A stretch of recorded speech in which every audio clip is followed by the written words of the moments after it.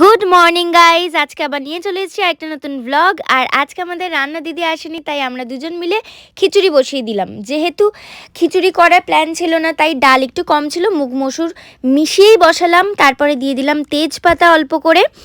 এরপরে ক্রিস চলে গেছিলো ব্যাংকে কিছুক্ষণের জন্য, আমি সেই ফাঁকে পেঁয়াজ, টমেটো, আলু কেটে নিলাম। তারপর দেখলাম খিচুড়িটা মোটামুটি সেদ্ধ হয়ে এসছে, চালটা একটু আলুটাও দিয়ে দিলাম। আলুটা ভেবেছিলাম ভেজে দেবো, বাট দিতে ভুলে গেছি, ভাজতে ভুলে গেছি, তাই এমনিই দিয়ে দিলাম সেদ্ধ করতে।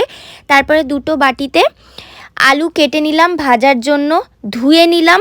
তারপরে একটু টমেটো আর পেঁয়াজগুলো কেটে নিচ্ছিলাম, কারণ খিচুড়ির মশলাটা কষাবো বলে।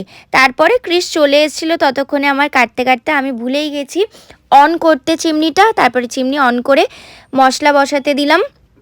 জিরে গুঁড়ো, ধনে এইগুলো দিয়ে দিচ্ছিলাম। অনেকেই হয়তো দেয় না, কিন্তু ক্রিস ভালোবাসে বলে ও যা পারে সব দিয়ে দেয় খিচুড়ির মধ্যে। এটা খিচুড়ি হয় না কি আর অন্য ডিশ হয়ে যায় জানি না। তারপরে টমেটো, পেঁয়াজ যেগুলো কাটা ছিল তার সাথে এক্সট্রা করে কিছু আরও কাটলো ক্রিস। তারপর সেগুলোকে নিয়ে মশলাটা ভালো করে কষিয়ে নিল।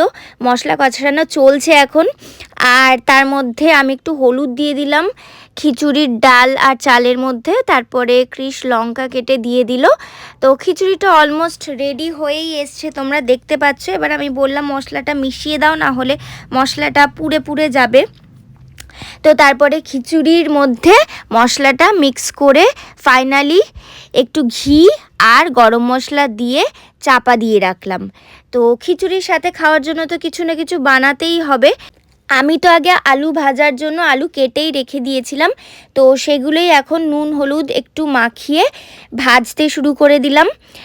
এরপর ক্রিস ভাজছিল মাছ, যেটা আমি একদমই ভাজি না, কারণ খুব ছেটে মাছের অবস্থা তো খারাপ হয়ে গেছে, এত বাজে করে মাছ ভাজা হয়েছে আমাদের। সেইভাবে পারি না মাছটা ভাজতে, যখনই ভাজি এরকমই হয়ে যায়।